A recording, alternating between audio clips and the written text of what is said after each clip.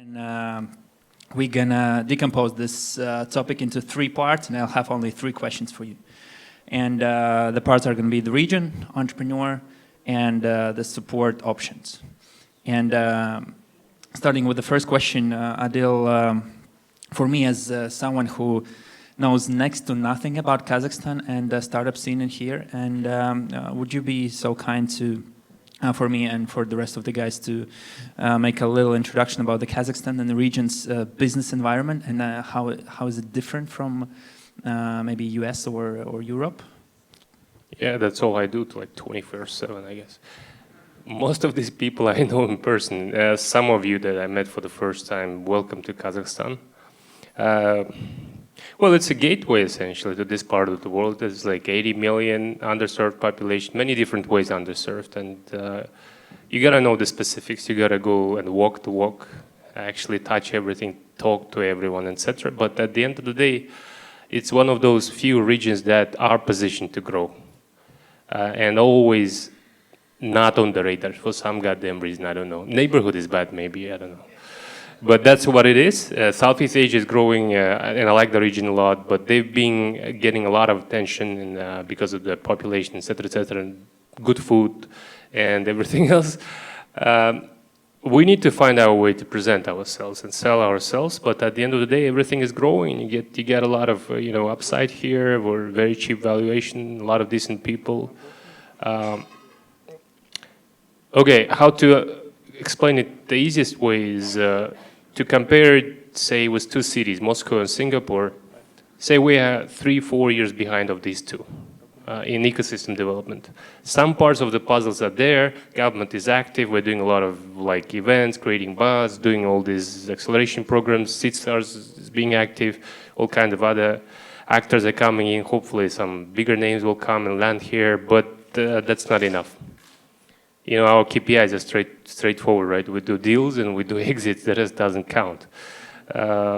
We're not there. Not enough angel investors presenting and actually going public. We have just established a Kaz Angels Association. We want to make sure it is public. We want the businessmen to have fun and actually talk about it, because that's how it's created, right? The whole thing is about continuing pushing the wheel and continuing talking about it, creating buzz. What happens is we have the topest valuation now at the biggest companies, like 55 mil. I think by the end of the year, you will have the whole day anywhere valuation around 80 million. So we shouldn't be expecting any unicorns coming up from here, but I always tell the same stuff. But you can have like 10 decent companies valuated north of 100 mil easily. It's still undervalued, still undervalued. Now it depends on the market access, etc. But all the same, what we're lacking is deals, which leads us to lacking of VC players, professional VC players. I hope angels are becoming active now. I can see I'm contributing as much as I can, but it takes just efforts. VCs are coming in, one after another. Anyone comes in here, comes with like 10 mil, will take everything. I'm telling you, timing is right, people are right, and there are ripe already companies that are there. They're revenue positive, cash positive.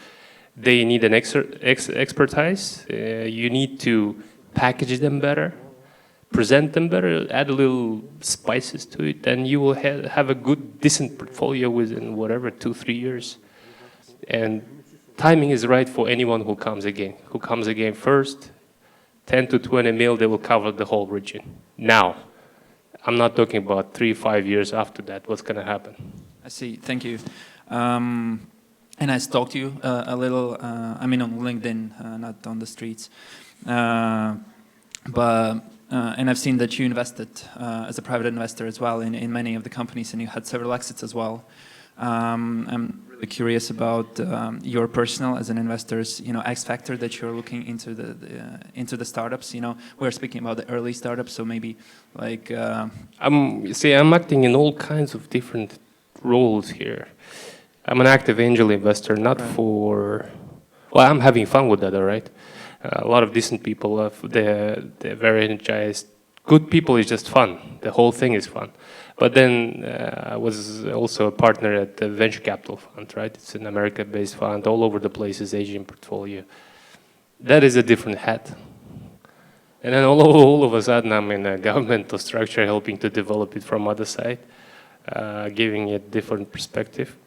Let's put the angel investors hat. Yeah, okay. Well, it's all the same. I mean, the recipe is the same. Good, well-balanced team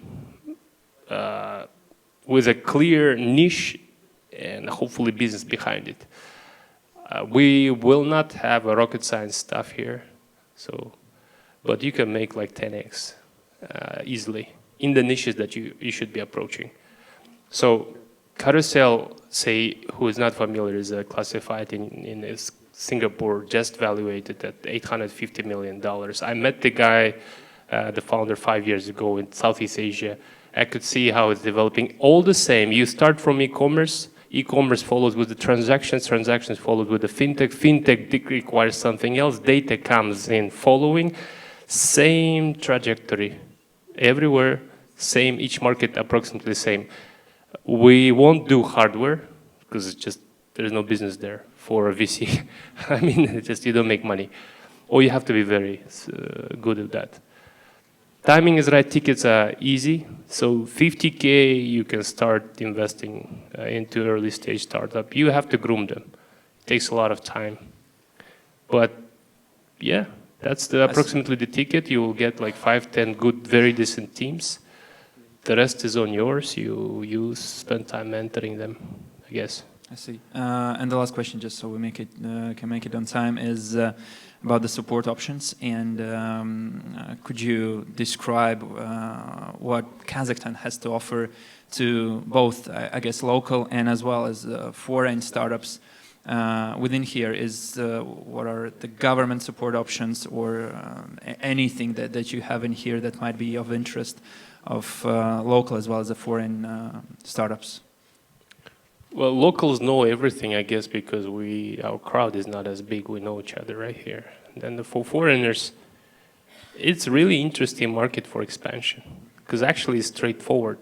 You have the English law. It's actually working. I've registered the company with the IFCA. It takes time, but they can do it, and it's actually straightforward. All the same forms you use in Delaware, you can use it here, and it's not expensive.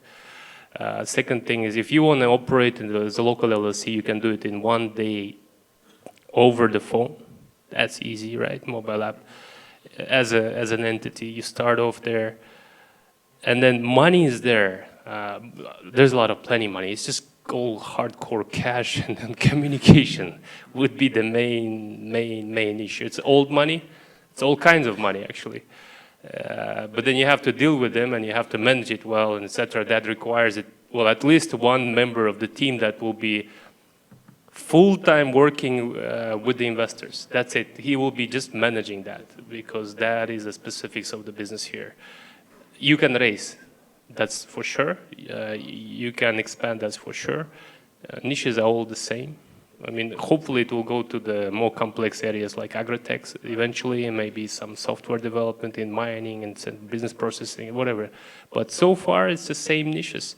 Underserved fintech population, no credit history, whatever our friends here from Mongolia is offering, and then some last presentation was the Jeff app. It's just the right timing. Come in, start doing it. Banks also. Banks, I don't like banks altogether. Just, that's it, blank. They're there, they sit on a pile of cash. Last 10 years, they're not doing anything in this country at all. So come and take it, just dismantle the fuck out of them, that's it. One piece at a time. That could be done. So yeah, it's easy. It doesn't require as much effort as actually it seems like. And then in 2 years, you go Uzbek, you go Kyrgyz, you go whatever, and you'll be surprised. Siberia is actually empty. Lots of smart people, lots of engineers hidden there, coding, outsourcing, etc. But it's empty. It's just Moscow thinks that the life ends after Ural Mountains this way east. But that's what it is. That's the reality. And those dudes, I mean, the whole city is like 10 of them, right? Well above 1 million population. They deal with Kazakh. 90% of the trade is with us, not with Moscow or with some other parts of the world with us. It's easier, very comfortable for them to deal with us. So, okay, go Siberia. Start here, serve Siberia. So 10 cities above 1 million in population, direct flights to Astana, 1 hour, anywhere. So Novosibirsk, whatever, Tomsk. That's an entry opportunity as well. Whomever is here from, say, Mongolia, come in and start doing it here, no problem. It's there. Yeah. Well, that's a great value proposition. Thank you very much. And I think we ran out of time. Can you guys please help me out and give a warm round of applause for Adil? Thank you very much. Thank you.